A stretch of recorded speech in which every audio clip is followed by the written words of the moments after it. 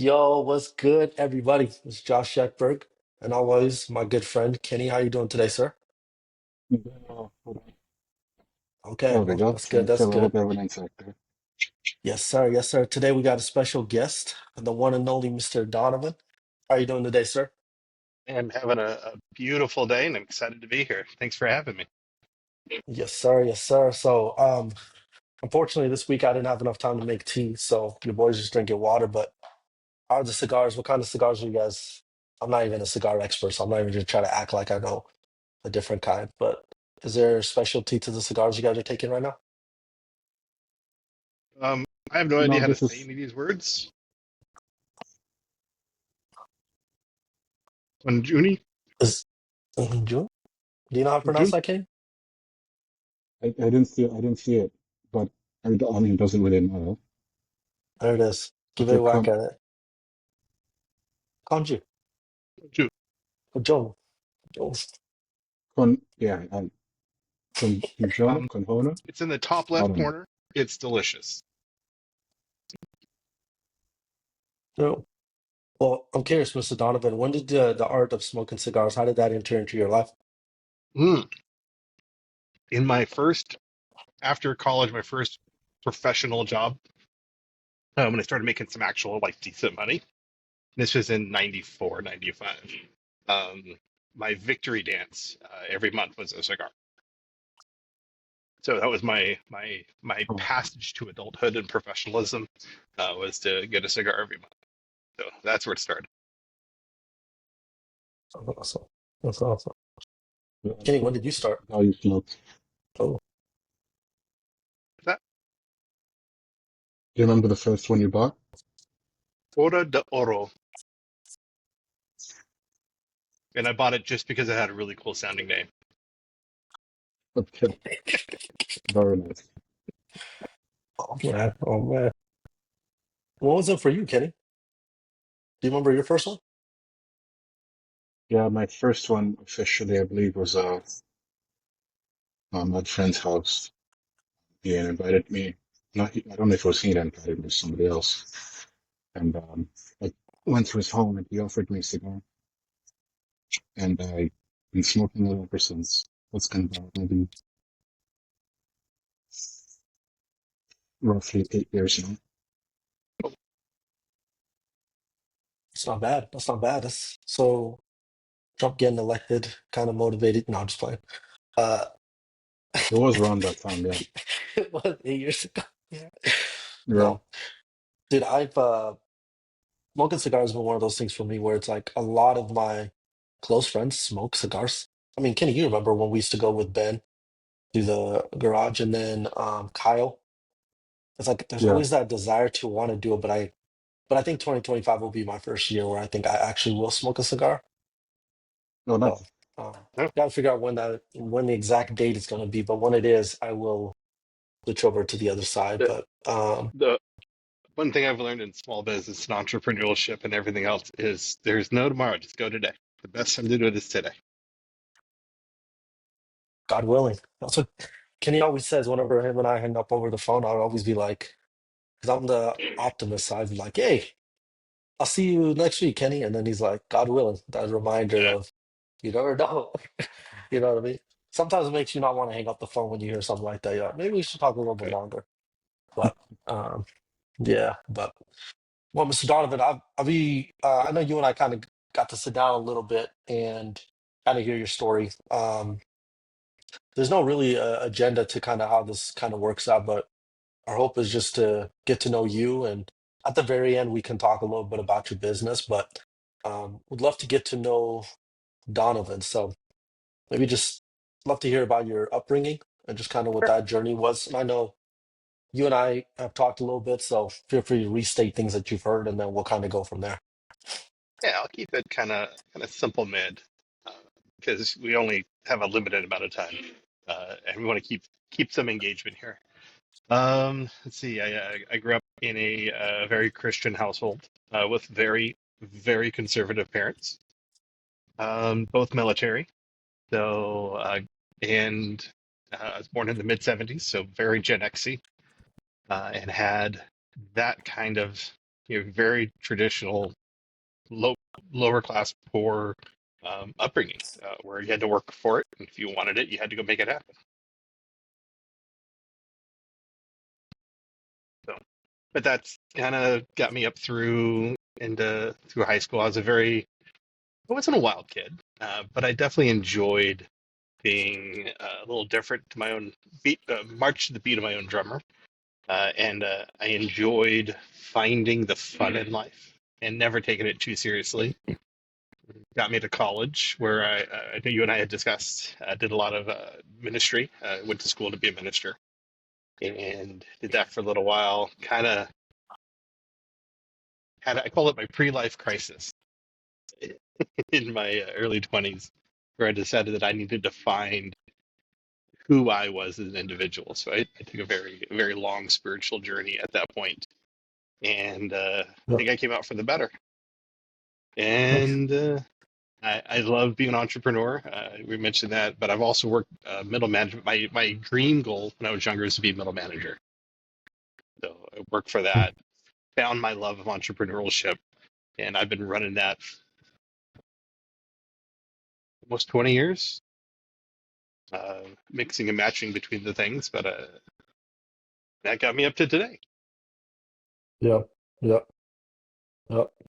No, can you elaborate a little more on your upbringing? I know you said that you Mhm. grew up kind of like in a spiritual home, but how did that impact your maybe understanding of your parents, understanding of your faith? How to walk through that journey a little bit? Yeah, so I was raised in the Church of Christ, the non-denominational uh, flavor of it. I know there's lots of Church of Christ, Church of Jesus Christ of Latter-day Saints, all that stuff. It's the COC, standard bare bone version, and it was very conservatively strict. A lot of the upbringing was very traditional, very classical, and very restrictive. Was a big thing. So working within that conservatism uh, shaped my foundation to what I consider to be a very strong foundation to uh, how I build my thought processes and my beliefs. I don't know. It's I I love to be conservative. I absolutely do. But I also love to support everyone's right to express and find themselves, whether that Mm. be left or right or center. I want for everyone to be able to find what I found, which is a good sense of self.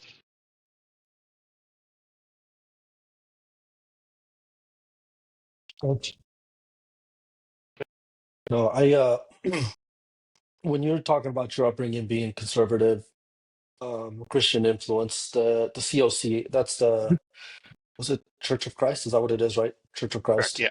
Yeah. Church of Christ. Yep, yep.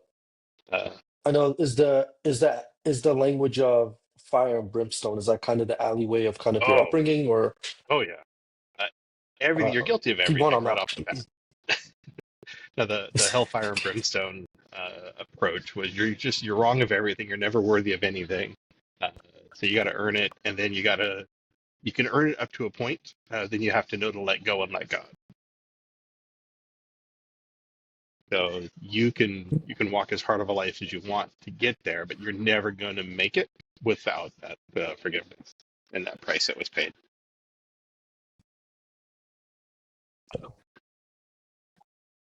I find that that's one of the challenging things with, um, s- I guess this would be just about everything, right? It's like you can find truth in the smaller details, right? But it's also covered with a lot of other stuff that kind of, right? So as a Christian, like, Yeah.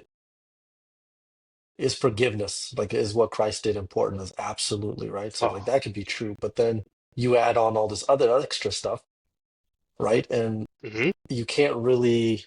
It's hard to tell someone I agree with this, but not all of this because they put it all Yeah. together. Was So, that God? oh, is it that negotiation tactic that every religious organization has of the Bible as a whole is very contradictory and very conflicting. So you have to find the things that ring true for you and negotiate out the things that don't ring true.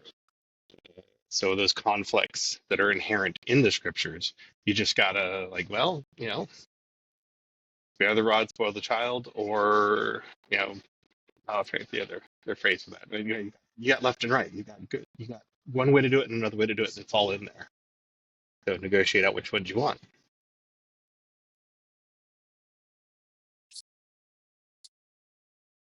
Yep. But when you say So, that you grew up in a very restricted situation, what kind of restrictions did you have? oh my gosh. Well, and I don't want to say restrictive, but restricting in that conservatism. Like you don't wear certain things, you don't talk certain ways. You've got to represent your life in the way that you're taught to represent it. So in our households, it was very much my dad was a Marine when we were younger. He switched over to Coast Guard. My mom was Air Force. So you bleed red, white, and blue, uh, which, God, country men. Uh, so it's not that, again, a lot of what we see in today's world where you can be a Fruit Loop or you can be a furry or you can be anything you want to identify with. And not that there's anything incorrect with it. Our lifestyle was raised in that you had to fit this mold, which was my brother and I, our father put for us, and that's what we had to be. So Jesus was this flavor, God was this flavor, Holy Spirit was this flavor, and you acted accordingly within this. Yep. What was your relationship with your parents like?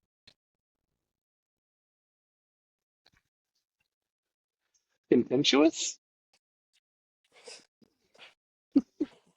Um, I- you know, I, I after years of adult therapy, I can honestly say that I do forgive my dad for how he was, and I know that he was doing the best he could with what he had.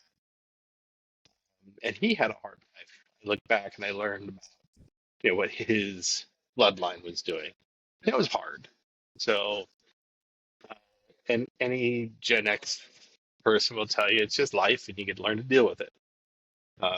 You get somebody from that generation where it is what it is, and you keep moving forward. So it was very strict, very physically disciplined. So had an aggressively disciplined father and a mom who would just allow it to happen because it was the dad's role to do the things. Sorry, but that was it. It was as much as that was that. I do always go back to at the same time my dad taught us when we were kids. We were supposed to be kids. We were supposed to have fun. Mm. And it was okay if we got into trouble because we were doing kid stuff, and then we got disciplined, like to make it right. But that's just life.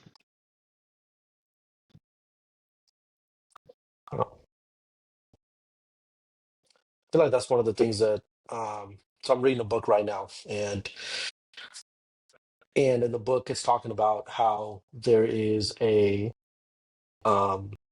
it's like every sounds like every problem that we all have somehow it's connected to our childhood. That's where it seems like everybody's like, go back to your childhood, look into that, right? And I'm sure there's a lot of truth to that, and not trying to pull away from it. But one of the challenges that I've had is, so with my personality type, we tend to be a people that we so people pleaser, avoider that I can be when it comes to conflict is I don't I can sometimes see things as, well, I don't want people to think that I'm ungrateful, that I Mm, was okay. adopted from Africa. Like I don't want people to think I'm ungrateful. And so I really don't complain very much about hardships, right? It's like Yeah. I know, Ken, you've heard me say this numerous times. Like I always say the gift of being adopted outweighs any hardship that I've ever faced. And like at some level, I think that's a very true statement. Like it really is an absolute gift. Mhm. I know, Kenny, when you think about your situation too, but it's a gift to be here. And trust me, I do not want to be in Ethiopia under the conditions I could be. Like I'm just being honest. I don't want to be under that. So what that means is I tend to think that my childhood is like, oh, there was no hardships. It's all good. It's all peachy, Yeah. right? Because I'm thinking of this other thing.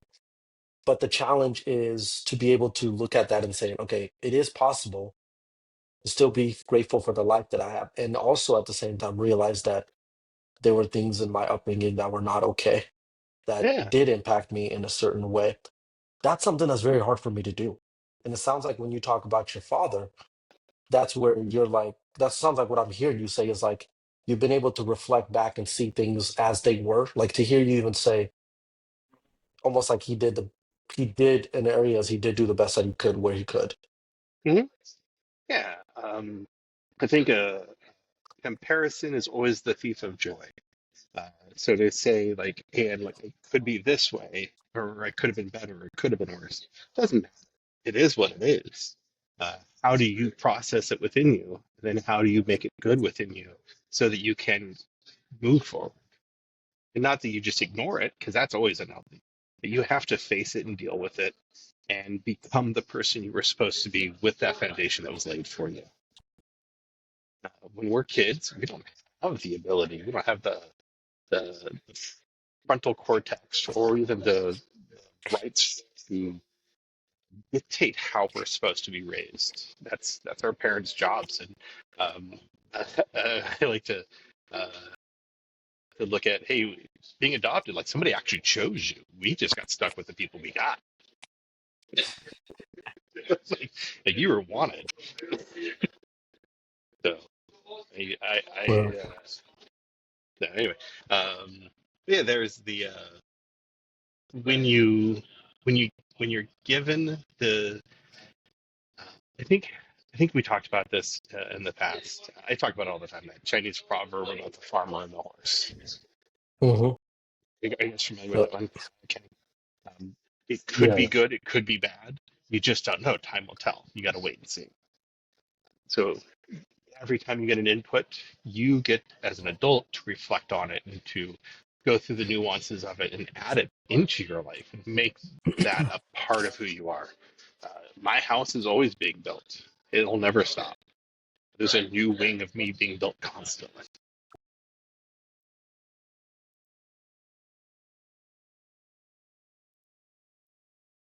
Do you have Donovan? Do you have a family? Are you married with kids and all that? I was married. We're married for just shy of 7 years. I do have one son. He's 14. And he is my Mhm. carbon copy. And I love this boy with everything that I can. And I'm finding new avenues inside of me that develop even more love every time. Every day I get to wake up and see him. He makes me a better person. And I want to be better so that I can give him better. But he's a freaking firecracker with me. Yeah. I have a lot of family. My mom and my grandma are here. My cousins are all moved within the vicinity of me. Aunts, uncles in my life. I've got my full brother. I've got two half brothers, and on the adoption side, we were a foster family growing up. I've had 14 different foster brothers and sisters. But we were a wow. place to bring kids into to give them a safe space while they're going through their troubles, and we help them get adopted. When you when you say we, like, are you talking about your parents, or are you Yeah, talking about um your parents said that? yeah. My parents. So while No I was kidding. growing up, we had For how other long? kids in the house. 7 years, 8 years. We had foster kids coming through with us. No kidding. So, yeah, we had 14 actually that come through us. So I come from a very small yet Cu- very big family. I'm curious to know what, I mean, when you talk about having a rough childhood, Mhm. right? And the challenges you went through, was it all the way up until you left the home? Or was it like by age 9 or 10, my father changed and that's when we started to foster? Like I'm trying to connect the two Yeah, where it sounds like you had a different, and when I say it was difficult and challenging, um, my my dad had expectations that you would be a certain way, and I have a hard time being what people expect me to be. So we were there's a lot of friction, And so he had a very prescribed version of who I was supposed to be for myself and my brother. We did have a house filled with love. There's a lot of love in there. A lot of fun, a lot of enjoyment, a lot of activities. We were always on an adventure, but at the same time, it was expected to be a certain type of adventure. Uh, so we were a good Christian family in the positives and negatives, what that is. So if you, like, we had to, you say your prayers, yeah, before your meals at night, all the good traditional things. Um, I had a bit of a mouth on me, so and I was a very independent streak.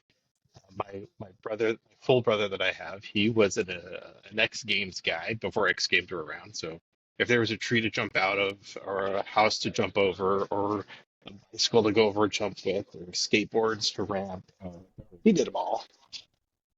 I wasn't that adventuresome physically.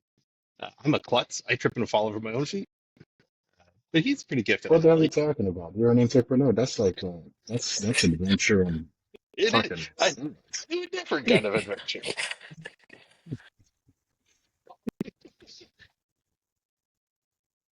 So Um, what type of entrepreneurial challenges do you, so what type of entrepreneurial, things do you do? What have you put your feet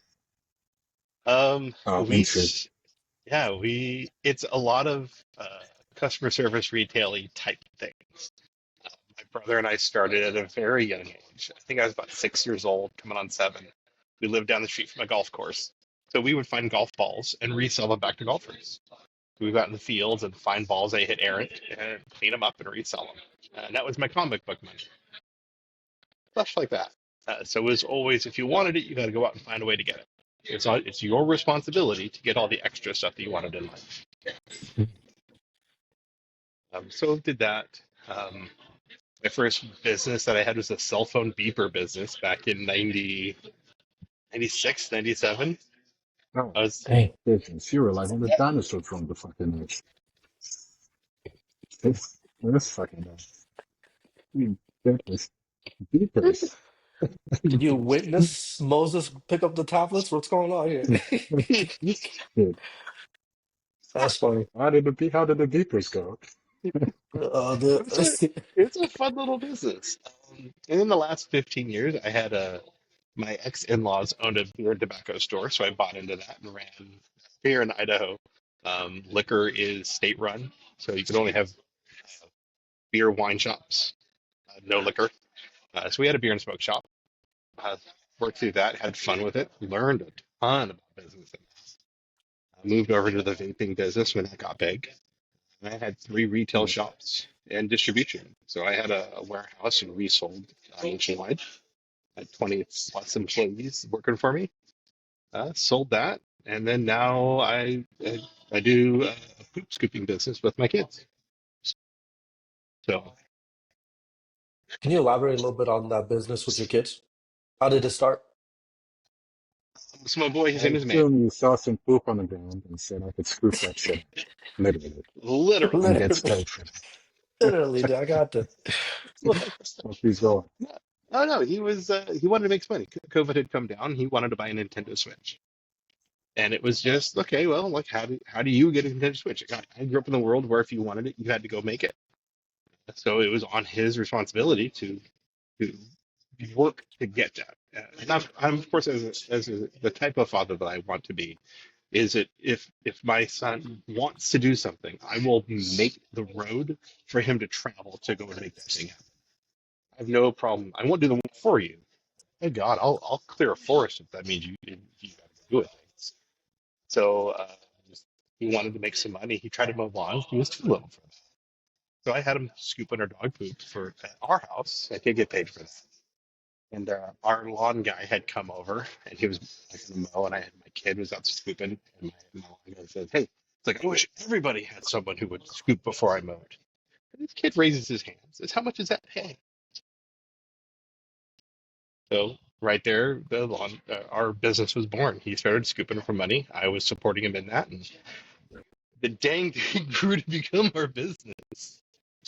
Oh, yep. So, That's cool. I like that. There was something you said that I found very interesting, and I think it's true. There is a part of being a father that is, I guess, clearing the path. mhm. At minimum, pointing in the right. And you made a distinction between something. You said that there's you have an expectation for yourself, is how the kind of father you want to be, versus, for example, when you said earlier that your father had expectations of how he wanted you to be as a young man, right? Yeah. Um, so would you say that is there a dichotomy between who you want to be for your son versus who your father, for example, wanted you to be as a young man? And it's important to kind of learn the father wanted you to grow up to be. Good I think question. that's a good question, man. That's a great Why question, you man. why Yeah. you doing that? I mean, of course there is. Like, I would love for my son to do and love the things that I love, uh, which he is absolutely 100% not interested in. Any of them. Yeah. I love WWE wrestling. I mean, that Oh, demolition Oh, oh, derbies, oh uh, yeah. yo. Oh, tractor pulls. we're gonna have to come back to I'm WWE. I I love auto racing with a deep, deep passion. Anytime you can put four wheels on the ground and do something dumb with it, I'm game. Uh, and Yeah. No, he, no. I suspect that any bald white man with a beard is definitely doing some crazy shit with some ATVs or anything with fucking wheels. rude. He's- Uh, That's hilarious. Oh, he left. what happened? Oh, he left. I think he hit the wrong button. Okay, he'll come. He'll come back. Yeah, there he is. This is great. Dude, that's funny. Hopefully his quality gets a little bit better, but it is what it is. It's sad. Oh man. Dude. Oh am well. I We're here? back now, I think. Yeah, I can hear Yeah, you. yeah. Okay. A white man and wheels. You guys are cracking me up. Mhm. Dude, I don't know what happened, but the quality actually is better now. Oh Oh yeah. yeah. This is actually kind of a win. Yeah. Oh yeah. That Ken, was yeah. That's yeah. for Yeah. me, Okay, so we're good. Kenny was more a little more digitized, but yeah, now he's way clean. There it is. Okay, we're good. All right. I don't know if it's going to disconnect again, but it is what it is. But anyways, to the No, question you no were worries. asking, Yeah. uh, The Donovan, go dichotomy. ahead. Yep. Uh, yeah. Okay. So, man. Oh yeah. So, recenter. Okay. So Manny is he's in love with and he's very engineering. He wants to be a civil engineer. He wants to build bridges and stuff like that, which is awesome. I love that Yeah. for him. But it's uh, there's there's just a part of it that, like, man, I wish I want to share my love and my passions more with him. But I also know that for me to make him want to do it, it's just not who he is.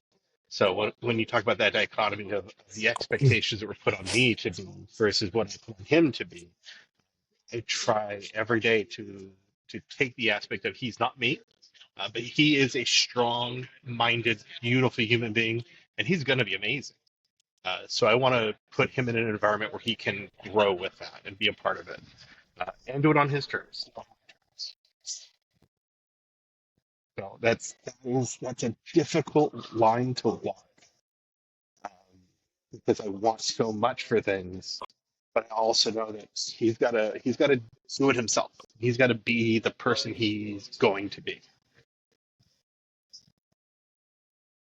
Yeah. So it's on me to help him to put the. I talk about bowling a lot because I like to bowl as well. I talk about the bowling lanes, the bumpers. That it's my job to give him bumpers so that when he's chucking his ball down the lane, he's going to hit the pin.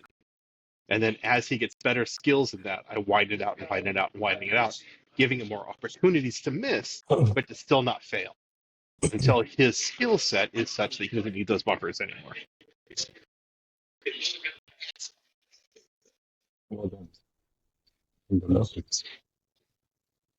I I didn't know you like bowling, man. You need to come bowling. We go every Tuesday. So I feel like So I you should start I joining us. go to bowling, but I've got a plethora of bodily injuries that prevent me from being able to huck a ball down a lane. So I'll granny bowl. I put it on the thing Oh, and so just you need the gutters. Oh, so you need the I gutters, the guardrails. we talked about my love of auto racing. I race here at Meridian Speedway and anywhere I've ever been allowed to get on a track. And I'm a very proficient rucker. I do end up on the wall quite a lot. So and having to be extricated out of a vehicle post wreck. So that's the lifestyle I lead. I think you need to be Well, sponsored by Red Bull or something. We got to make it a show at least. Just like with the so there's a guy I used to race with. His name was Sam. He was also a big WWE guy. But we would try to have personas while racing, to like even in our driving styles. To be, I love to be the bad guy. I freaking love to be the heel. I would rather people boo me than cheer me because I want. What? Yeah, well, I people wouldn't love a hesitate. good heel. Yeah, people love Oh, a you've good never heard heel. of these kinds of people? The Are you not entertained, people? Well, people are more entertained by negativity than they are with positivity. So you gotta have something for the hero to go against. Every great Spider-Man, the reason Spider-Man's so amazing, he's got one of the best villain galleries around. Batman's got an amazing villains gallery. That's what makes the hero the hero. I That's a think And if good that's a point good because one. if Yeah. you go ahead, Kenny. Go on, Josh. I was just gonna say it's interesting you guys say that because like when you think of Superman, right? His real villain that's actually I mean Lex Luthor's the brain one, right? But it's Mhm. like a lot of his characters are just like it's just power and power. Right, But when that's you look boring. at Bat, well, I mean, it depends, man. Brainiac was pretty cool. I like Brainiac a lot. But but you're right though. Batman's. I mean, you have the Riddle, you have the Riddler, you have Joker, you Penguin. have Penguin. Like all these people, they have to like outsmart Batman, which is like nearly impossible because at the end he always wins, right? So there's no way you could. But I see what you're saying that there's clever. I never thought of Spider-Man having great villain. I've never been a fan He's of Spider-Man villains. he's got amazing. Yeah, they always seem a bit goofy to me, but I can, if I always get behind like someone like, I can get behind someone like this guy, Doc Ock, right? Right. Alcock. He's this, yeah, yeah, I can get behind him, but, He's a sympathetic villain. like, right, Most of Batman's no, and yeah, for Spider-Man's are sure. sympathetic villains. They have something that's matter that That's their goal is to achieve something, but it just happens to be they're going kind of against the norms. I mean, I I see would what you're. say that one of the best, I agree, I do agree with this. There's something about it, at least if not fully agree, I would say there's something here, right? Because, Mhm. um, the story is made all the more interesting by how strong or how clever or crazy the villain is, right? Like when we watch, I mean, everybody knows Joker. Right. Yeah, Like um, he's this chaos, you know, that's all he is. chaos character. You know what I mean? He Yeah, just comes in and fucks shit up, and you never know what the hell he's gonna do. And he's just entertaining to watch. I mean, even like, someone like this dude, what's his name? The American Idol judge, Simon, whatever the hell his name is. He's Cal, like this, Simon Cal. Yeah, yeah. yeah, yeah, it's like this bad guy who everybody He was loves to honest. boo, but every now and then he does something sweet and he's like, oh, he does have a heart, but he's Mhm. generally kind of villainy, right? Same thing with, I In think many his years ago was, villainy, is he wrong? So he's a truth well, teller. That's the thing. Yeah, yeah. Yeah, he's living his life and he's following yeah, a good. He's following his morals and ethics and how he behaves is consistent, and he is yeah, that's why, for consistently example, sharp. no, you're correct. And that's what I think that villains actually are more interesting than heroes today. So Yeah. when I watched, Endgame or, yeah, the Come on. Avengers, Come on. I love Thanos. I actually wanted Thanos to win. I didn't think the Avengers deserved to win. I thought they were children. Just a bunch of babies clapping their little fat hands together and making stupid little noises. I thought, I kid you not, I thought that Thanos was a wonderful character and He he is. deserved to kick their ass beyond measure. You know what I mean? Well, he did. That's the whole thing about Endgames is he did. Yeah, So but Infinity then they Wars, cheated. Didn't they cheat. cheated. They cheated. They cheated. No, They I did. But I agree. Thanos was a fantastic villain, and they should have made more of him. Like, I would have loved to the see thing that's him in. also, But I was just gonna say, the thing that's interesting about Thanos that I think sometimes people forget is like, so there's people that like they get power hungry, right? Because that's the whole thing with him is he was power hungry. He said he had a cause, but at the end you're like, is he really mean the cause, right? He fulfilled his purpose, and then like the power didn't control him. Mhm. You know what I mean? Like in Lord of the Rings, the ring like overtook people, and they became something Yeah. they never wanted. He did what he said he was going to do, and not an inch more. And then he destroyed the rings, the, the stones. stones. He destroyed the stones. Yeah, he destroyed them. Which for me, that was very. That's one of the things that I took away from him. I was like, so he really was. He really thought he was doing the right thing. Yeah, He He wasn't was going to more, go an inch further. he he, was principled. He was more yeah, Yeah. principled, more grounded mentally than the heroes. He knew exactly who he was, what he wanted to accomplish. he He was was Focused, in disciplined. control. Yeah, Yeah. he disciplined. And I thought, yeah, he just absolutely deserves to win. Now the He, Thanos that comes at Endgames, where he realizes he, his plan fails, that Thanos is a different Thanos. Now that's the he became a different person. But that yeah. is interesting though, that the villains, the heroes nowadays are not as exciting. You're right. so I think about that. The villains tend No, because to, they're babies. the Excuse the me. heroes in modern tales are overpowered entitled, and a good hero is someone who has to overcome immense odds. But right now, our villains are weak. They're the reason, the plot device, the MacGuffin, so that the hero can do the fancy cool things with the fancy cool stuff. Um, and that's not entertaining. That doesn't make a good hero's journey. I mean, what's the Joker film, right? With Joaquin Dark Knight. Phoenix, he ends up winning. Oh no, no. So that's the Heath Ledger, but I'm talking about the Yeah. Joaquin Phoenix Oh. Joker, right? So Oh yeah, yeah. the the thing about the Heath Ledger version Joker is like he's straight chaos and he's hard to empathize with. You can't really empathize with him because you don't know his backstory. He's Mm-hmm. just chaos, right? Some people just want to see the world burn.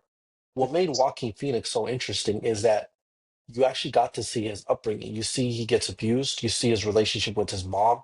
You see the way society treats him. Like you actually start rooting for it's like you start rooting for this guy. And so I'm You just telling you understand? from the way that you understand them. Yeah, like there's how do you not connect with somebody that gets rejected by humanity? That's his whole thing.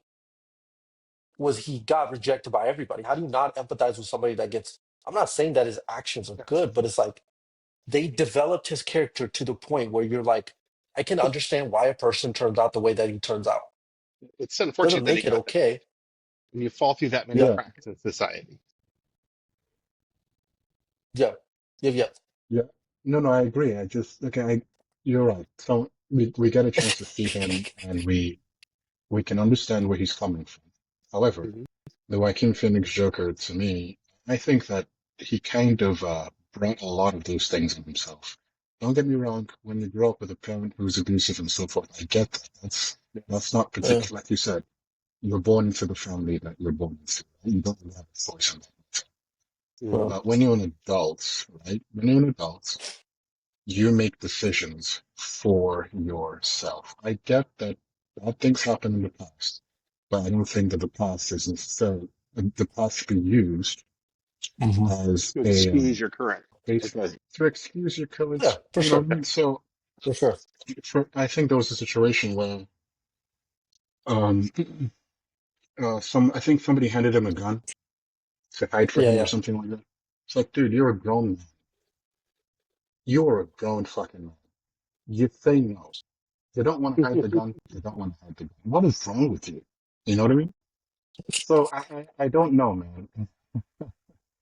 I don't know. I think that would have been like a no-brainer. Like, yeah, sorry, dude, not my fucking gun. Don't know what you did with it last night. Not gonna put it in your locker. And they're just little things like that, but I get it.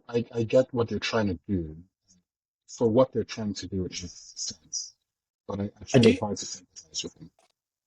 no, but I think one of the other things that are challenging with people that can have that rough upbringing is you almost will do anything to fit in, right? You hear, but you see this with young kids specifically, right? Where it's like they find themselves in a crowd, or you could even look at in the inner cities, right? You have kids in the inner city that don't really have a family, don't have anything, and so I think Tupac talks about this in one of his songs, right? It's this whole idea of like he found more love amongst gangsters than he did with not. And Yeah. so it's like for him, it was pretty easy.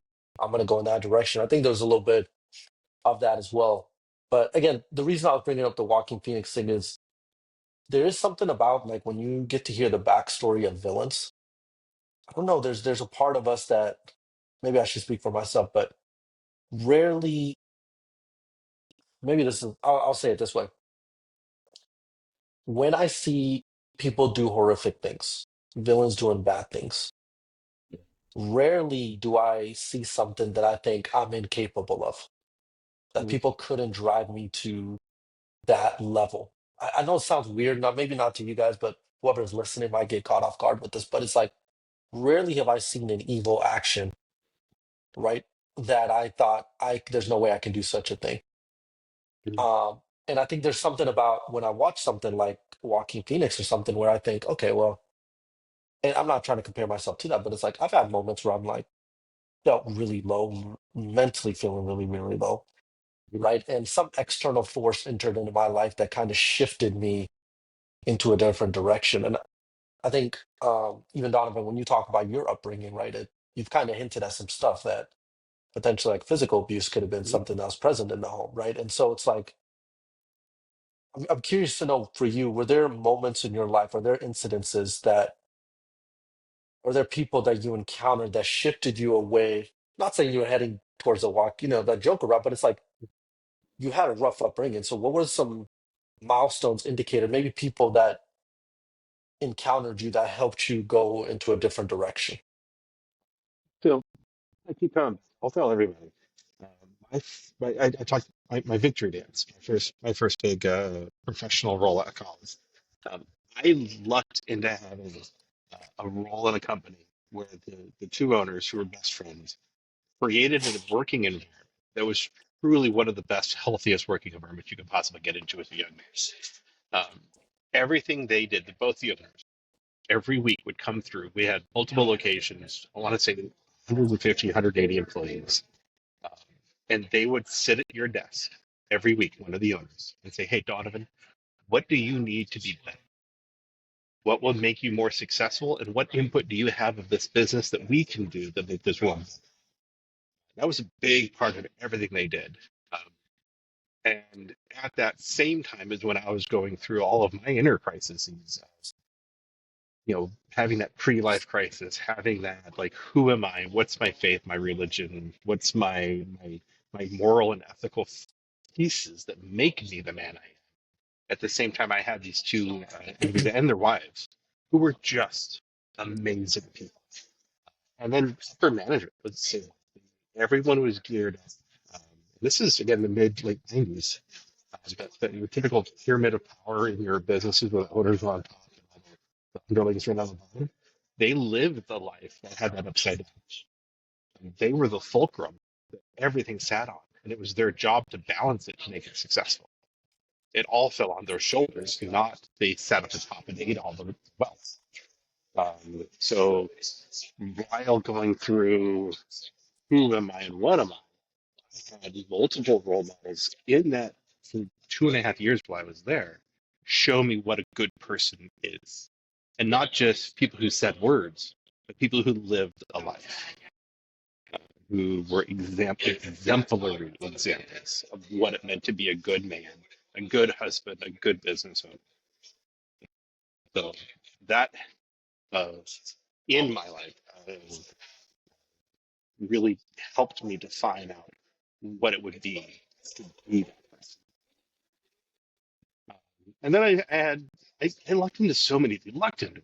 I don't think I was worthy of any of just the next role after that was the complete opposite, where the head was literally milking them. You know, he was happily abusing the power.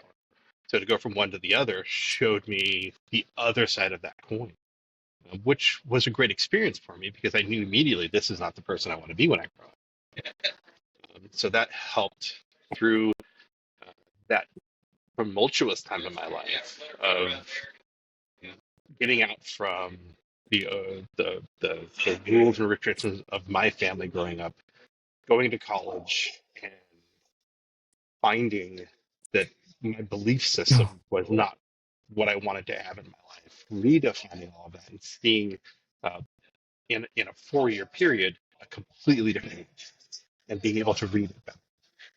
So I had some amazing people that helped me get away from where I could have been had I followed the life that was given as a child, and to be a more positive faith, driven to support, and finding that in the role of support, I become a better human.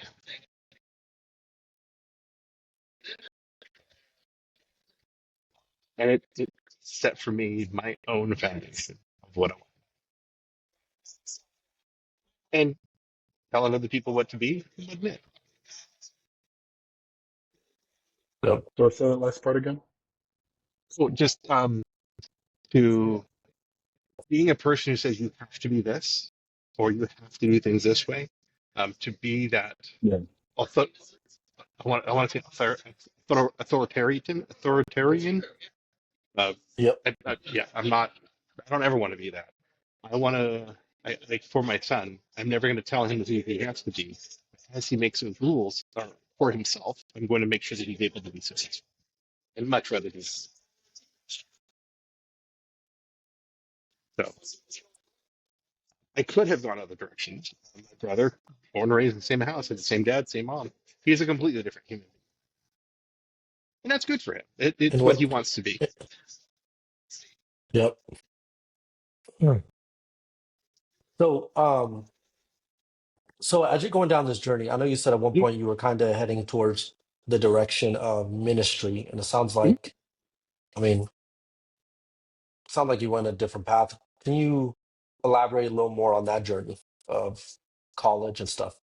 Uh, I don't think I'm on a different journey. I think I'm on the same journey. I think my daily Okay. life, I live to be a minister. Um, I just don't minister for the structured systems of this is what faith is. I went to through the Church of Christ. I went to a private Christian school to study the Bible and on a theological level, to present sermons and to be a minister. And that wasn't the life that was meant to be. Big thing that I look at, and feel free to counterpoint anything you want.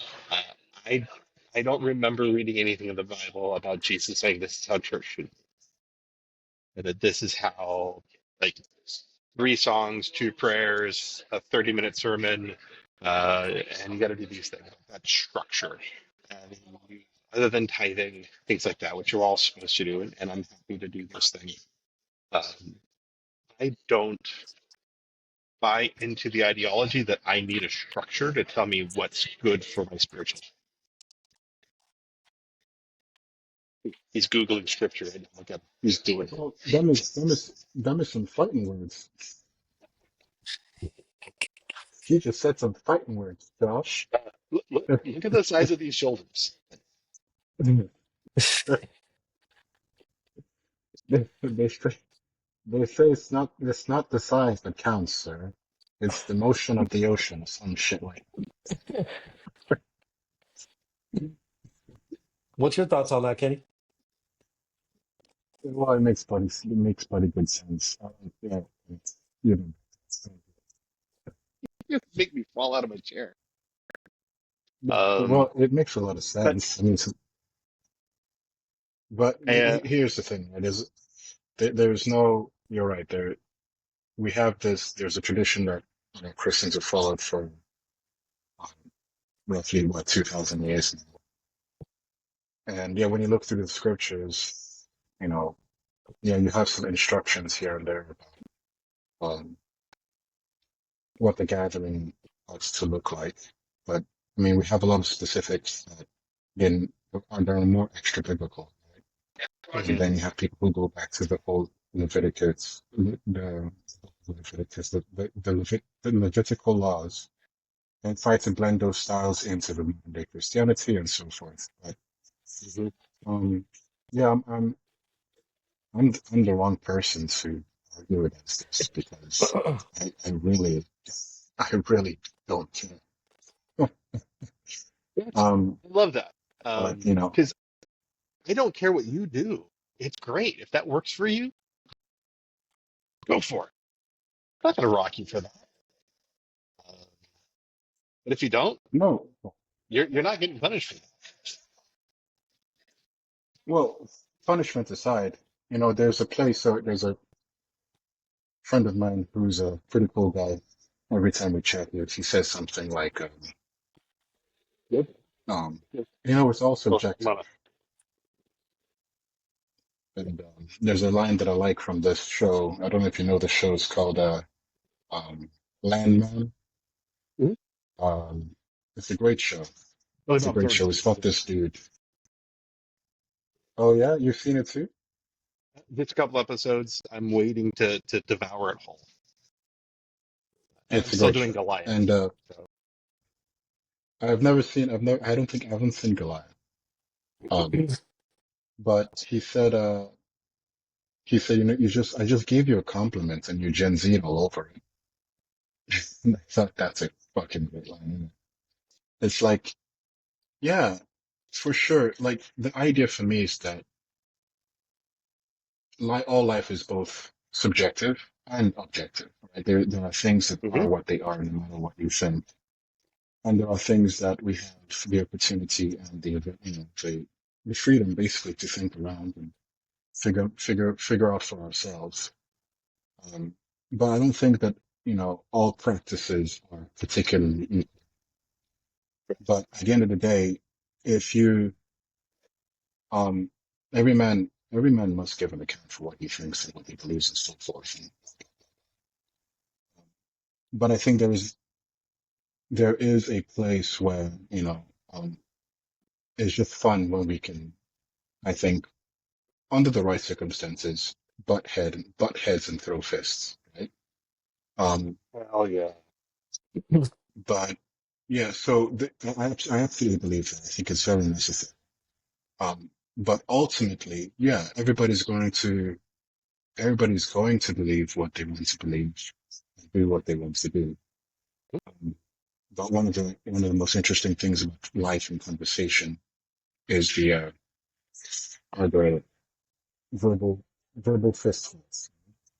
Um, but I do, for the most part of what you said there, I can relate with what you're saying. I fall roughly under the same account. Yeah. You I you think hit on something that oh, I absolutely love in life, which is the image of two rams on the mountain who are bopping each other's heads, trying to get each other's point across. I love that analogy, and the painting of that situation, where it's 100. You should. A whetstone and a sword go together. A sword without a whetstone ain't nothing. It's a dull stick. If you don't challenge your thoughts, if you don't challenge your beliefs to make it a sharper thing for you, then you got a wasted tool. That is good. I think I guess I'll be the different angle of this. Well, maybe not a different angle, but just potential Counterpoint. opposition to this. Counterpoint. But Yeah. well, I don't even know. Yeah. So one of the things that I've noticed that's hard is like when you look at the church and the way that it's structured, right? I mean, Mhm. People are looking at Paul, they're looking at Titus, they're looking at Timothy, right? And then you're looking at tradition, right? Trying to see how things have been done for a long time. And though there's not an explicit command, not like that says you have to, right? But they will go to one of the verse that goes is do not neglect uh gathering together, right? And it's like, okay, well, does that mean for a meal? Does that mean for church service, right? Um, I guess my question is, why do you think that? Do you think it's a good intention? So I guess what I'm saying is, a lot of people go to church on Sunday Mhm. and do these things because they believe that the Bible tells them they need to go, right?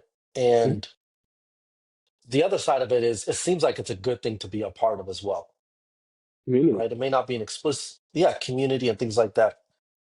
Do you feel like uh, do you feel like something has happened that the view that people have of this is now negative? Like, why is it like? Because I feel like this is a rise. I feel like I feel like there's a wind that's blown in a certain direction. Again, I'm not saying the Mhm. wind is good or bad. I'm just saying like it seems like I hear this more frequently, where people are like, I don't go to church. I still read my Bible. I'm still close with Christ. I'm doing these things, right? But the act of having to go on Sunday gathering, um, do you guys think do you feel like there's something going on right now, or Um, are people waking up to something? What's your thoughts? I, I think that a community of people who get together, regardless of being Sunday or Saturday or whatever day, when they do it out of habit, they do it because that's how they were raised and disciplined, and they don't see the actions that match the teachings, it gets questionable on why they're doing what they're doing. When you give your tithings, your donations, and you see leadership rolling up in fancy cars, way fancier than you could ever dream about having, it's questionable. When you get a mega church with a plane and these guys are flying all over, it's hard to say that you're not in touch with me as a lower middle class or upper lower class or any other class. wait, you don't have a Um, jet? You don't have a private jet? no, well, I mean, I got three, but that's because I'm an entrepreneur. Oh, there we go. Okay. No, it's All just right. when I you're was when gonna your say, I can't community, relate with people like when Yeah, you're your beneath chosen me. people that. are classed out as well, and you're no longer able to. You look at this person on top, your minister, or the deacons, elders, however your structure is set up, your popes, your fathers, whatever, uh, and you don't see an ability to connect to them. You're not you're not in a real community anymore. So more and more people are looking towards something that is a genuine connection. We look at what Okay, churches were from the so 30s, let me 40s, ask you on that, 50s. Donald. Mhm. Let me ask you on that. So if you found a church that was doing, so what I'm trying to distinguish is it Yeah. there's something wrong in Sunday gathering, and that's why people don't attend. Mhm. So the question is, if the Sunday gathering had checked off these boxes, would you continue going to Sunday, or is there some other reason why you don't go? Oh man, I go to church every Saturday night at the racetrack. I got a couple thousand people all singing songs that I agree with. Just like when I go to a monster truck rally or if I go to a wrestling match, dude, we're all at church. And the gospel is still the gospel. You're just hearing it from a different point of view. Oh, okay. So this is a helpful clarification because that's what I was trying to do. I was trying to clarify: is there something wrong with the Sunday gathering, or is it there's another way to display this, and I'm choosing to display it another way?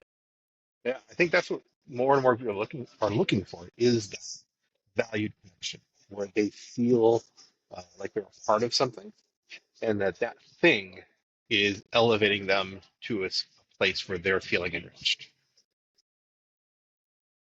And it's hard to feel that when you know that that person at the top of this pyramid is living a lifestyle that isn't what you are have agreed upon as a congregation, as a group. That you're supposed to live this way, but then this side up here is living completely different, and it sucks being a feeder fish.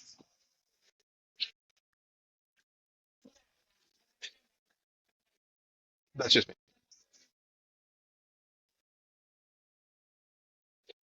It's interesting. So I I mean for me for the last 11, well, not 11, I mean since 2001, I've gone to church just about every Sunday. Hmm. I think I have missed more school than I have missed Sunday service, and I barely missed any school. So that's kind of like Nerd. my history with this. Nerd. This is some points I would have scored them all. But recently, recently, some circumstances in my life going through separation and things, Mhm. and so I've had to, I'm looking for a new community, new church, and it's interesting the angle that now I have with because now I have to figure out what is the obligation that I'm going to operate under? What am I Yeah, going to hold myself to? yeah. And now it's not me and somebody else, but I'm just looking at myself. And so when people talk about Sunday, and again, I've been at a high level in church wise as far as leadership and stuff goes. And there's a lot of times where you just kind of operate just because that's just the blueprint. But when suddenly the blueprint is no longer there, you start to see things from a different lens. You start asking the question of what is the Sunday gathering? Like why do I attend here? And if I don't Hmm. show up, right? And a lot of people feel this. If I don't show up to Sunday gathering, people make me feel like I'm sinning. People make me feel like in a certain way. Slider. Was that a yeah, was that something that was easy for you to transfer over? Or was that something that was a pretty quick shift for you? 'Cause I Uh, feel like that's a battle that probably people are having right now. it was not easy. I don't think any of that is easy. When you're in that moment of who am I and how do I connect to this community, um, that's hard. I mean, I'm a strong-willed individual, and that took me a long time to figure out who and what I was supposed to do. And I was intentful because of my upbringing, because of the education that I had formally. I had to, and I hate the word deconstruct. It's such an awful phrasing Pretty nowadays, content. right? But you have to rebuild. There's times when a tornado tears down your house, you can either build on top of the same foundation or redo it. And rebuilding a house isn't easy, and that's an awful, sucky, tragically bad thing. But it's a necessary, and the struggle that you go through to make that happen is 100%.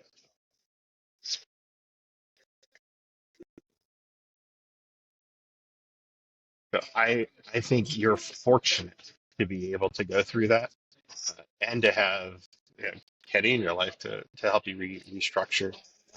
I'm happy to be in your life now and to be able Yeah. to share what Well, I've got. so I appreciate that. So I let me wouldn't ask you count this, me as a because blessing. So. no, Kenny is something else. There's other words for Kenny. But you, my friend Donovan, that's different. Um, so one of the things that I know people, so I'm curious now that we're kind of going down this path. Part of the deconstructing is prior is you're under a church. You have a again,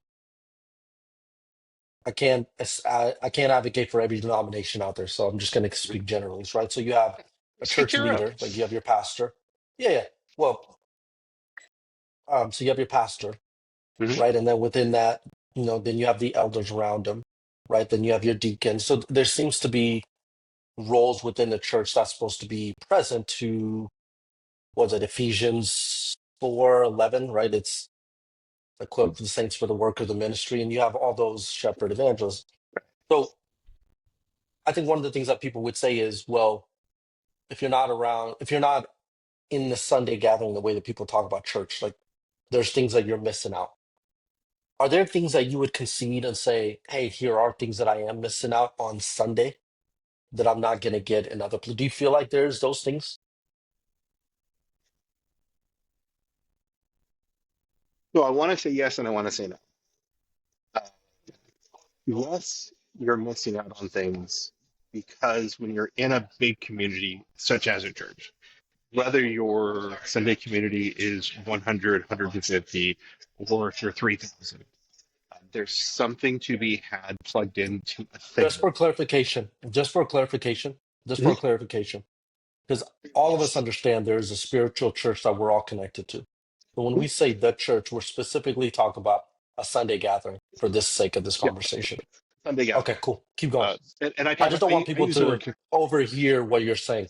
yeah, I use the word community because Sunday gathering, Saturday gathering, I call the Meridian Speedway my church. It's the Church of Murrayville.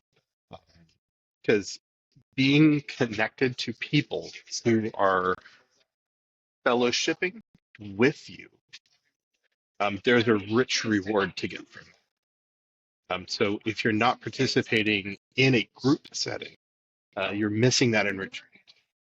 Uh, but is that enrichment good for your soul, or is it?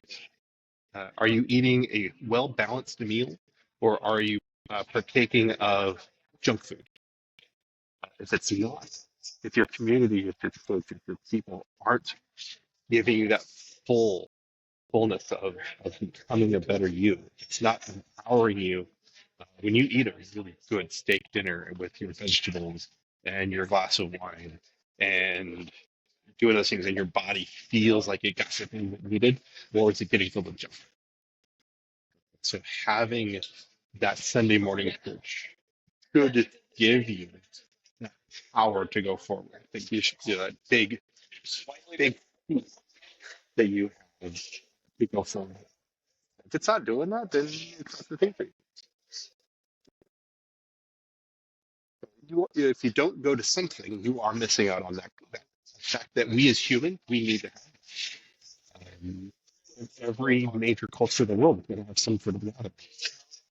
And that's there to bond the chemical part of our brain that tells us like this is good and we belong, and it gives you that self identity of being part of a group. We gotta have that. That should be a part of your identity. So one of the things that I think that somebody that goes to Sunday gathering might emphasize is, one of the important things is to partake in the Lord's Supper, for example, right? Mhm. Donovan, is that something that you in your path, like, is that something you still are able to uphold? Is how do you for people that might be listening, they may look at that specifically and say, hey, when we get Sunday gathering, we partake in the Lord's Supper. What does that look Yeah. like for you? All right. So when you break down the ritual of what that is, you're not eating and drinking the same thing that Jesus ate and drank when he did that first communion. Uh, right now, at least in the Church of Christ, when we do this symbolizes the body of Christ. This symbolizes the blood of Christ. So it's symbolism. So you can inject any other thing into that symbolism to mean that as a person, I'm reliving this moment. Uh, so I think that comes back to being in that group of people and negotiating what that looks like and feels like for you and your people. So that the intent, the mental, spiritual, emotional connection is a good, valid connection for the purpose of what that fulfills. And for me, I do similar. Mine looks a little different, uh, but you can easily argue same thing. You can argue that a taco and a margarita, argue any of those things in that method to do that thing is valid. So, and where two or more gathered, there seems to be three of us on this little call right now. This is church. Kenny, how do you I know you also don't really attend a Sunday gathering in the way that people think. Yeah. How do you reconcile how do you respond to his as far as even in regards to the Lord's Supper? And also, you're kind of off camera, just so you know. I, Yeah, there's, yeah, that's way better. well, I'll say it like this. I suppose that I think that you know I suppose that it's very important. Um, I'm not a student um, theology. I don't quite like theology, but I suppose that it is important. I think that one of the most important things is when it comes to that, I think it has more to do with, so interpretation is all fine and dandy, but one of the most important things is our relationship in the sense of how we revere God and how the soul responds to the things that we were said to do or not to do. And it'll be very silly of me to um, describe something or to even say what I myself do or how I participate in this. But I will say that I do find this to be important. Um, and that is one of the parts of I would say, the scriptures that does come to mind more often than not concerning being outside of the congregation of the peoples. Um, the ultimate question for me is, who is the master? And if Christ is the master, then his words are very important, and what he's prescribed is very important. And it is very, I would say, it is incumbent upon everyone, whether in the church, in the physical buildings and so forth, or outside of it, yet Christians and parts of the, I would say, the true church, to figure out how they're going to keep in step with that. Um, yeah, I hesitate to speak too much on that because I don't know enough. And there's something about these things that I believe should be a little bit guarded. Um, but I think the good question is, who is the master and how does one respond to the master? Um, I think if that question can be answered honestly, sincerely, um, then it's up to the individual to take us.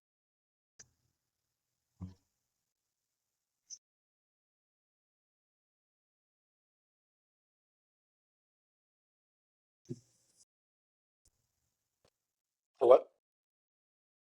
Can you hear me? Yeah, we Yep. can hear you. Yeah, then it's up to the Yeah. individual to take a, it's up to the individual to take a step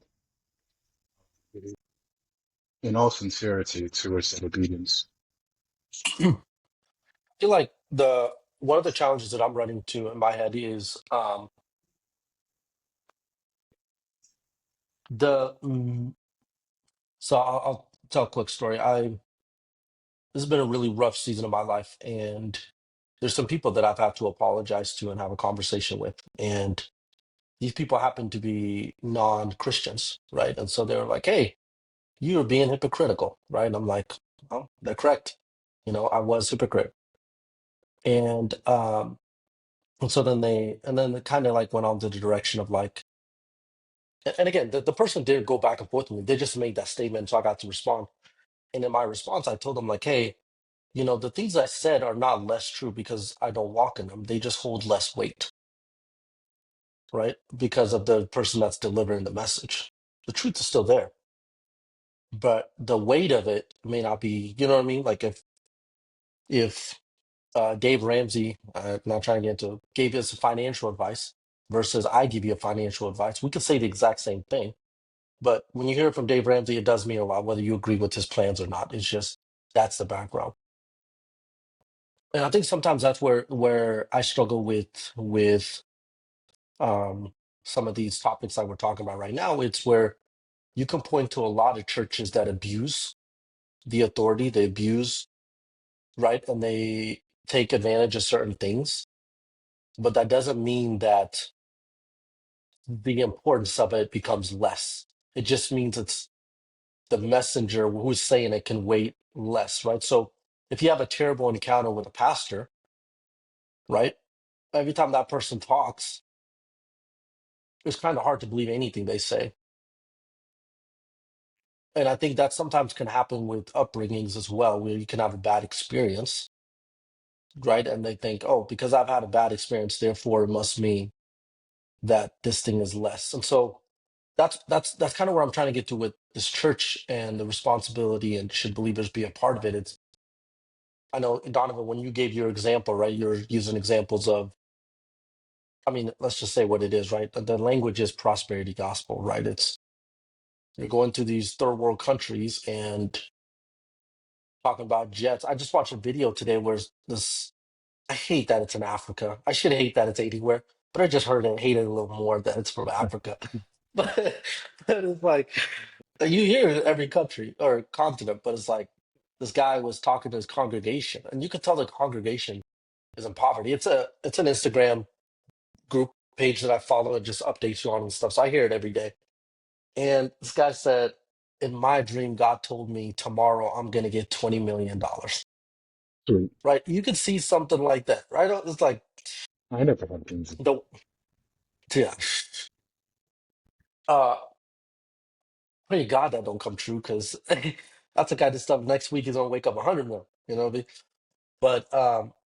But so you have experience, you see stuff like that and you think, I can't trust the this entity. I can't trust this institution because I can see it could be what's done to you, what's done to other people. Um, I guess what's your response to that? I love those people. Nothing makes me happier and giddier than when I watch the televangelist style of folk standing before the people talking about how God spoke to them in those ways. I find it That's deeply extremely entertaining. distant look away. It's just wow, the audacity. Yeah, Um, but please go on. oh no, no, I have nothing good to add to that. Everything I'm going to say is cynical. Yeah, a little bit of cynicism never killed anyone. Well, the idea is this: is that see, that's basically the that's the church at its worst, right? So, but there is the church at its best. Yes, So, um, and I think ideas and um, institutions and um, ideas in general should be judged at their best to see if they can hold water. There yes, are churches out there doing things particularly quite well, and people are. Um, oh, to their own, hopefully they would say that they're fulfilled and whatever is supposed to be happening in that building is happening. Well, whatever is supposed to be happening in their soul. So you have reports, you know, churches where the pastor leaves them for years and he knows all their names. He visits their home, they visit his home. He grows up, he grows old, and he dies. And turns out he wasn't sleeping with the altar boys or some shit like that. He was a good man. And that happens. So the question is always, you know, to me, because of the way I see these things, I really don't care about the church per se, but it's the building. and congregation. I do have a good amount of care for the Christians, but I think that the question, the question of being in church or out of the church is a question of, um, it goes back to who is the master and how do you, how do you want to respond to him? You know? I don't think it matters all that much because I think, like I've mentioned to you before, there are many people who are in church and they're just complete bastards and asswipes. And there are many people who are in there who are wonderful, just like there are many people who are out at the church and complete assholes, jack-offs. But there are others who are out and doing quite well. Um, the very God is not a respective person. He never has been, there will be. Um, so to me, it's an impossible task. I think I mean, it might be a good one for someone who is trying to figure these things out. But who is your master, and how do you, in your conscience, in your soul, with all discipline and responsibility, how do you want to serve him? Have you decided to, and how are you going to do it? In all honesty, in all sincerity. Um, that's really all that matters. Whether you're in a wonderful little cathedral, good for you. And if you're out there in the racetrack, good for you. But who is your master? How have you in all sincerity decided to serve him? And Love that. that's it for me. Mm. Hmm. Okay. You got the uh, so there's something that's happening that it seems like again what you're saying. I mean I don't know if there's anybody out there that disagree with you. As far as I'm sure there's some people out there, but for the most part, I think people would agree with you. Like, hey, who's your master? It's an important question, right? And hopefully you're saying Jesus and therefore you're following him. But there's something that happens where I think people tend to lean to church, like their master, they'll say is Jesus, right? But maybe they're leaning towards their church leaders. Maybe it's their small group leader. Maybe it's, and so they're just doing whatever it's kind of they're told to do, maybe potentially. Um, and so then an individual can, it can almost, sometimes it can be seen to say no to a church leader or to a pastor can feel like you're saying no to Jesus or no to God. Have you Yeah, guys, for is sure. that, you And know what I Yeah, mean? Because you can't distinguish the two. hmm yeah. And Exactly. So, if go no, if you feel that way, right? the Oh, so nuances yeah, go on, in please. all of that, it's hard. Just when you're, it's you want to appease the people who are educating you and guiding you and shepherding you, because you want to respect that and you want to show that you're respectful. And it's difficult to separate out that person who's directly above you or guiding you versus what your understanding is of what the higher power is. And it's it's a challenge for a lot of people to break those two things up and to say you're my educator, but this is my goal, but I'm getting there through you. That's such a, it's tough and it's so, complicated. well, I might be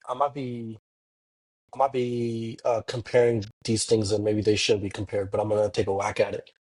So you have What do you the think? Protestant Reform, yeah. So you have the Protestant Reformation, right? And during that Reformation period, you essentially before that you had the Catholic Church, and they kind of did not dictate in don't like in a non-negative way, but they had authority, Mhm. and the Pope had the most authority, and everybody kind of operated from there, right? To the point where um, the individual people kind of just had to trust everything to the people above them, right? Then enters the Protestant Reformation, of its many different objectives that it had, right? One of the disagreements, one of the things that the Catholic Church didn't like was, well, if you're going to remove this authority, then everybody becomes their own theologian. Everybody becomes their own, right? Versus having one system that kind of told everybody what to do, how to interpret things. Now everybody becomes an interpreter. That's one of the not backlash, one of the responses that maybe the Catholics would use when debating someone that's a Protestant, right? And then the Protestant would say, well, all of us have, I mean, I'm representing that, but just 30,000 view explanation. But Protestant might look at it and say, well, every one of us has the Holy Spirit in us. We are capable of talking to God, right? And so I can read the scripture for myself. And then, yeah, we can have a pastor, we can have this, but I'm going to do at the end of the day, I'm going to do what I believe the scripture is saying to do. That's ultimately, and I think each one of us has that responsibility. Like if you feel like this is, I think you should walk in that, because at the end of the day, you're going to be responsible for your own actions. But so you have that where um, everybody is now their own interpreter. When you look into the Sunday format, right, you kind of have the Sunday gathering again, right? And Mhm. everybody that agrees to these doctrines kind of fits back into this. And then you start to have people that are like, hey, I don't quite see it this way. So they'll kind of look at the Sunday gathering differently. Um, I don't know if that's a fair comparison. I don't know if It's that's a fair comparison, but it sounds like what's to stop everybody becoming an interpreter of what the Sunday gathering should look like? That's a great question. Um, and you just nailed down why there's 5,000 different denominations in the US. It's nothing is to say why you think differently than Kenny, than you think differently than I do. It's your interpretation, it's your personal walk with your master, your savior, your relationship. And you are responsible for your relationship. Just like we talked about Joker, Joaquin Phoenix's role. We talked about some other things, tying those all back together again. At some point, you have to stop and go, who am I? Why am I? What am I? And what is my goals with this thing that I'm doing, this walk that I'm on in life? To take that personal responsibility to say, I don't agree with this piece. I want to learn more about this other piece and grow. And that's the challenging part. That's when I talk about what I did in my early 20s, where you're at now. Um, it's it's daunting to gain that level of understanding of self and understanding of purpose, and to hold that higher level of thought and follow that and to serve that master in a way that resonates within you as a person without giving you the guilt that is often associated with failing. Uh, because we're all going to fail constantly, but to be able to walk upright with your shoulder tied, um, and to say, I made these choices for me because it's what I understood and how I'm going to go. And then to be, I love the penitent. I'm going to say, the penitent mind, where you do the best you can with what you know, and you accept that there's things you just don't, and wherever you fall short, in whatever that master is, then I'm sorry, I'm doing what I can, and then and walk your walk, and look to gain more, better understanding of you and who you serve.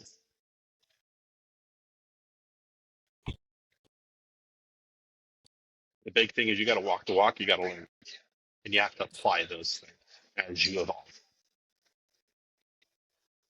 That's your Yeah. responsibility. Pe- there are people who will,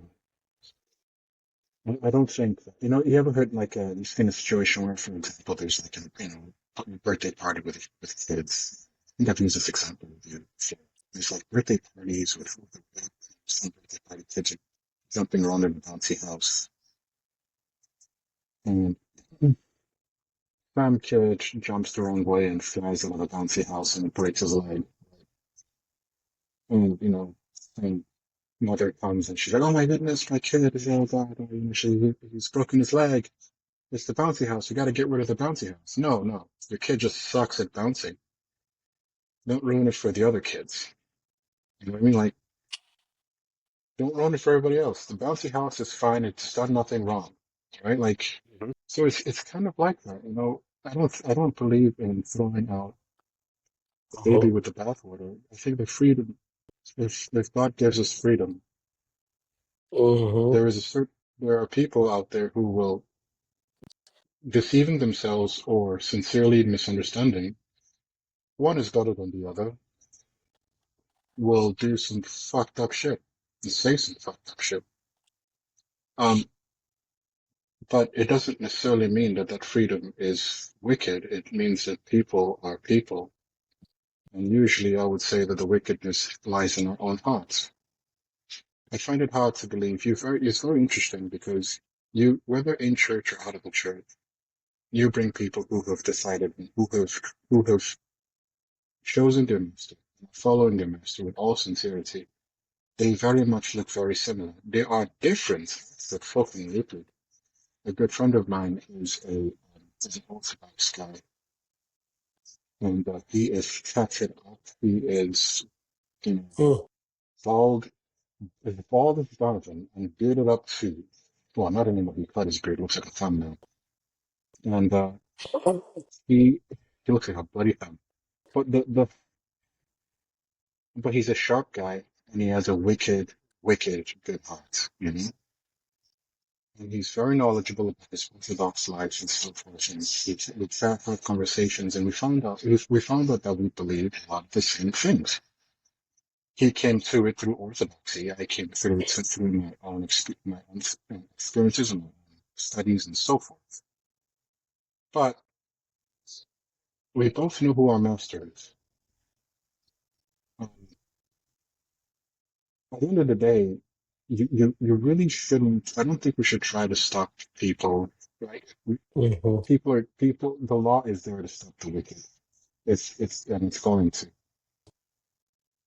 But when it comes to like spiritual things for the church and so forth, I think that one of the best things we can do is actually it's the leaders that need to be stopped because they're the ones who have the capacity to destroy a lot. I mean, when you see Christ dealing with the Pharisees, he does not pull punches, and he's very direct with them about the wickednesses that they propagate. But with the individual people, you find it very hard to find situations where he is beating them down. But the leaders, on the other hand, he is not mincing words with.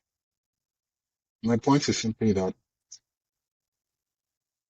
the freedoms that we have in Christ, they should remain freedoms. It is it is the Spirit of God that will, I would say, justify those who are true and condemn those who are not. It's just that simple. There, a life well lived usually, and I mean this usually, not all the time, but usually shows just a wicked amount of fruit. And a life thoroughly lived often reveals itself as well. And so, I don't care too much um, about people saying, well, doesn't that mean that everybody should be interpreting things on their own? Well, if they can, they should. And if they can't, then they should find a very good church that can do so for them. Because, listen, people are not equal. We like to think that we're all equal. We're not. Some of us have more money than others. Some of us are smarter than others. Some are taller, some are shorter. Some are highly intelligent. Some are retards. So listen, man. Some people know how to live with freedom, and others don't. Some people takes time for them to get into a place where they're more confident to walk in the road, while others are geniuses from the time they're born. We're not equal. And so these institutions, though I am not a fan of institutions whatsoever, especially Christian institutions, I think they're necessary, especially the good ones, the ones that are actually doing good for people. Because one of the most daunting and terrifying things when one picks up the Bible is, for example, where to start. And then how does one interpret what one is hearing? And if you have a bad person over you, you could destroy your life. But if you have a good person over you, it could lead you down good waters. If you have a stupid mind that does not know how to think for itself, and there are minds like that, you will fuck yourself up. If you have a really good mind, and then not to mention the gifts, if you still believe in those, I certainly do. Not to mention people who have certain gifts that give them deep understandings, brilliant understandings about things that nobody else really.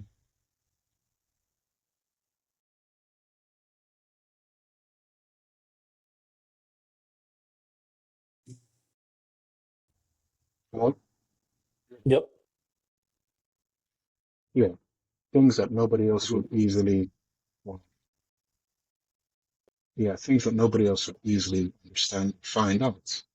So I'd say that to him who says, everything is up for interpretation, I say, yes, good. God is alive, so is his spirit. Therefore, I'm not worried.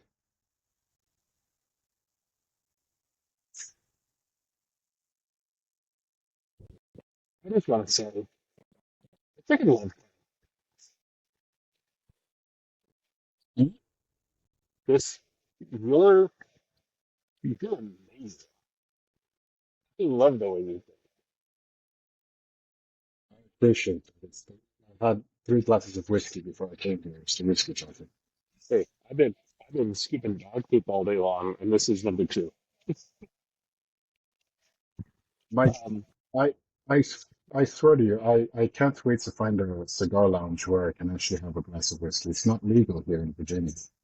oh, oh, that's horrible, horrible. Oh no. I'm in a If a cigar man bar. wants to There's destroy his, if a man wants to destroy his lungs and his livers at the same time, who are you to stop them? there are This is America, damn it. there are Give me liberty or give me death. there are 20 plus people in this building right now. All of us having our, our favorite little thing, and No kidding. there's little networking groups happening right now. There's people who I've networked with different, and they're having one-on-ones. They're congregating and fellowshipping with each other right here, right now. I love this life When that we when have. you visit Kenny, I'll take you to these places. Are you guys in Oh the yeah. same city? Yeah, yeah, we're in the same city. Donovan, Oh, not here. We oh, we Oh, network together. oh, yeah. that's dope. Yeah, love to visit. Love to visit that You have lounge. to. There's a We'll bunch we'll of them. take him out, Donovan, when he Oh yeah. visits. We'll take Well, him out. well, We'll treat him out a little dude, bit. there's no chance Hey, of you not coming here and we don't sit down and no, no, no, no, whiskey no. and But a cigar first, but together. There's first, that world but doesn't first, exist where we Donovan. don't. No, but for the first thing we got to do is you got to give him the experience to how to scoop dog poop. So we got to first take him down that path. You got to work his way up to that. Real easy. Um, Okay, Dono, we I know there's gonna be people locally that will be uh hearing this podcast and stuff, and I want to give a little time to just kind of your I think your business, the vision, and how it started with your son. I think it's a mhm. powerful thing, man. Like I think it's a Thank powerful you. thing, right? It's like he wants to get something, and Mhm. then you're like, all right, what are you gonna do about it? And then that Yeah. moment where somebody's like, I wish somebody would pick up my poop, right? And then the question Boom. arises, how much would it pay? I mean, Right. that's such a powerful question, man. How much will it Yeah. pay? And then the business starts. Can you give more information on your business? I mean, outside of that, it's a very traditional home services business, much like your lawn mowing system or service or anything else. We're a subscription service. We'll come out and take care of that one chore that we all love our dogs. At least the people who have dogs tend to love their dogs. Um, and there's either it's a pain point to have to do that one part of dog ownership where you don't want to. And many people do. They take on that responsibility. But I go to a groomer. and I paid them to groom this. When I had hair, I paid a hairstylist to cut my hair. Um, it's a luxury service that we all have luxury services. I also have a house cleaner. I pay people to come in and clean my tub and toilet. I don't want to do it. But in pet waste management, we're Cooper Scoopers, and that's just it. We leave that point of having to do a job that you just don't want to do, or you can't. I do a lot of one-on-one with chiropractors, physical therapists. When you get injured and you are unable to, I did the scoop earlier today for a husband and wife. They both had back surgeries.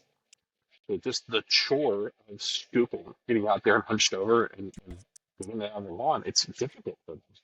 You shouldn't be penalized. You can't get rid of your dogs for that. So we exist, and that's what we do. And it's a fantastic service that we get to do. And I don't understand why people are so negative.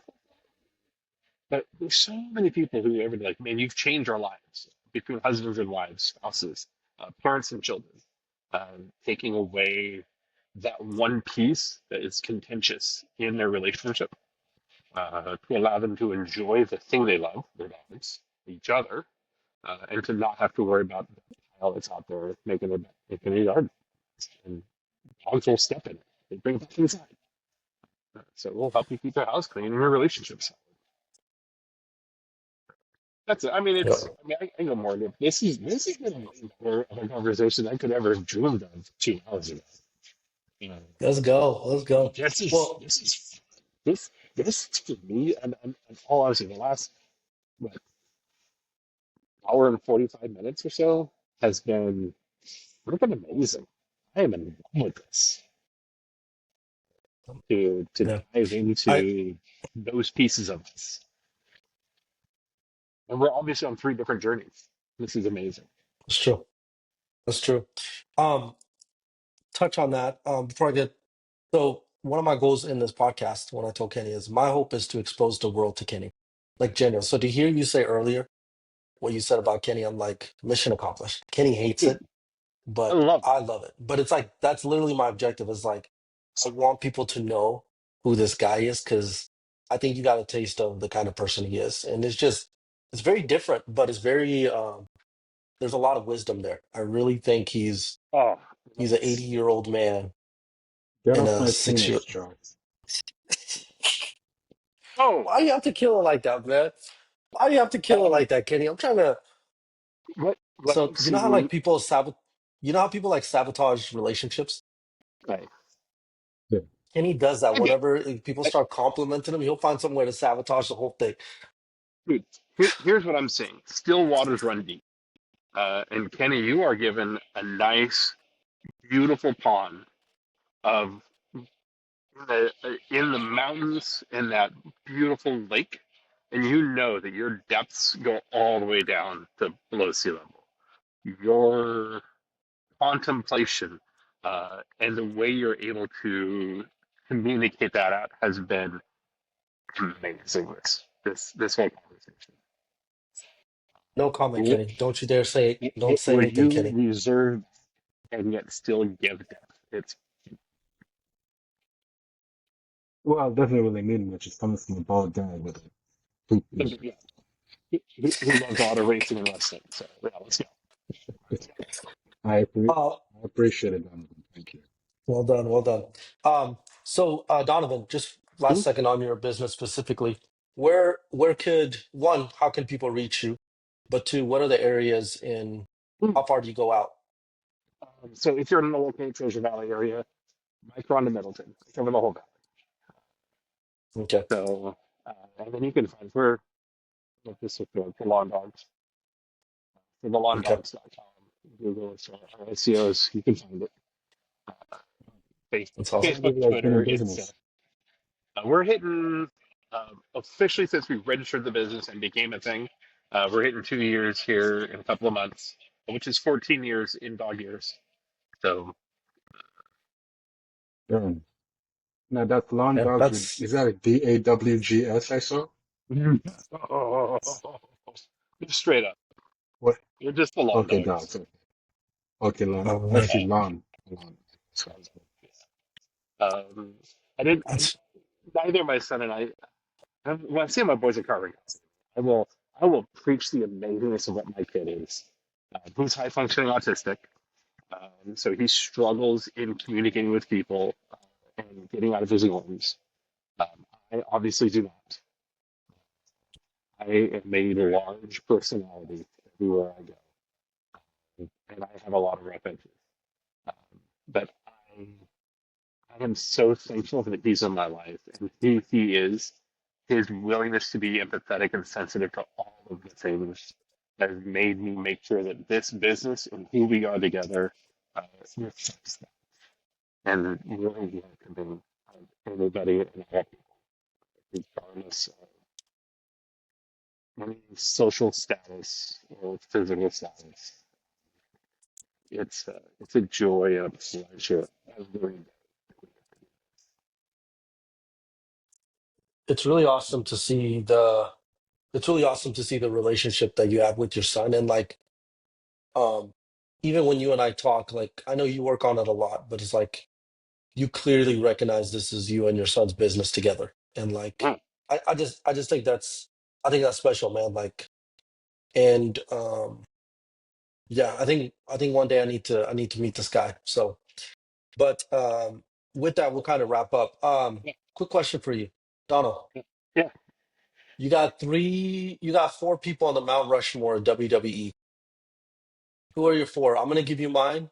Kenny will give you his, but we want to hear yours first. Four Okay. people on Mount Rushmore. We have to be wrap up in Yeah. 2 minutes, so For me, uh, Jake the Snake. go. Jake the Snake is one of my Okay. favorite of all time. Big Boss Man. Uh, Hulk Hogan's always got to be up there. And then I'm going to put, and I can't put them together. I can't put them separately because for me, they're always going to be together. Uh, Kurt Angle, Rock, and Triple H in that whole era they had together. But they are a What? unity. Yeah, You they have can't to. do that. You can't Yes, do I can. that. You can't do Because that. That's cheating. the relationship they had when they were kicking off in the what was that like early 2000s when all three of them Wait. were Do you mean who are the people? uh, Kurt Angle, The Rock, and Triple H. They had a wonderful Oh, I see dynamic. what you're saying. I see For what you're saying. Okay, me, no mind. they were one entity that made that whole era. I appreciate Beat Generation and all this stuff, but for me, Big Boss Man is one of my favorites. Jake the Snake, but no, Hulk really defined what became WWE, WWF back in the day. It got personality. And then that moment of the three of them, for me, the Rock, Triple H, and Kurt Angle, defined a whole generation, just the three of them together. And I can't separate them because they made it as one. For me. I'll let that slide. All right. So I mean, we might sue you. Actually, you might get some favors. So just be ready for that. Um, okay. I guess Kenny, do you want to say your four real quick? Do you know yours yeah, yeah. on the top? I would go with Shawn Michaels, Hmm? Hulk Hogan, um, Triple H for sure, um, Undertaker. Yeah. That's a good one. That's a good one. Good. That's a good Solid. one. Yep. For me, I mean, I think Triple H is number one in my opinion, longevity. So Triple H is up there. I feel like you have to put Stone Cold Steve Austin. He has to be in the Mount Oh, Rushmore. I keep forgetting this Yeah, dude. yeah. I think he's got to be on there. Yeah, Um, yeah, dude, and you're about to see. I really everything in my soul wants to put Goldberg in there, but he didn't do enough. But yeah. I think John Cena has to be in there. I think John Cena did a lot. As a human being, And he's for amazing. me, oh yeah, yeah. Oh, dude, it's the stuff that he does. Mhm. And then I think, dude, I think number four for me, dude, I think you're Dwayne the right. I think Dildo it has to be Johnson. under. He He doesn't like the Raid the Rock Johnson. Kid, he hates him. But I think Undertaker for me. I think he gets in there. But um, Goldberg would be in there if he could set aside accolades and I mean, Goldberg was just that guy. And the fact He, that you're bald like him and you don't have him on your list is he crazy was to me. consistent, but he was a good B player. He made other people better. So, um, Bro, dude, it's, dude, there's something about WWE that I know we gotta wrap up that yeah, there's just something about like when you find someone that likes WWE, I feel, you know how like people, WWE is one of those things where if someone says they like it, you feel like you know enough about them. You know what I mean? To like You're whatever's about deeply to involved. happen, yeah, yeah, that's what it is. It's like you just, it's a tag team partner. That's what just yeah, happened. When you say I like WWE, like if I was interviewing somebody and they said to me, I watch Dragon Ball Z or I watch WWE, it's a lock, dude. I don't care what who all the people in the lobby, it's all good. We're done here. We're done here. Doesn't even matter if he's qualified. yeah. But anyways, so we'll wrap up. But Yeah. all right, And, well, I really appreciate you. Go ahead, Donovan. You want to say something real quick? oh, I'd say you can't have any WWE conversation without Marquez. But that's it. Oh, what about NW New World Order? What about them? We didn't talk about that. We just talked about WWE. There's so many That's wrestlers. true. That's true. And if we want to go That's East true. Coast, I'll talk to Kenny later about my guy up in New Jersey who runs his own fed. So I mean, we'll go. Well, who runs his own what?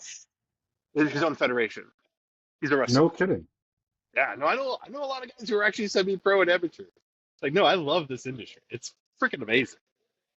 Donovan, Well, we may have to have you jump on another time with all of us. We got to We'll do wrap a up. private talk. Yeah, we'll do this. Okay. Awesome. Awesome. Well, appreciate you, Donovan. Thank you for jumping on, Kenny. When you Love, it visit, was a we'll all whatever. pleasure. go smoke a Nice, cigar together. nice meeting you, Donovan. You as well, Kenny. Take care, Man, I Joe. will talk to you later. Thank you, For guys. sure. Peace. Bye.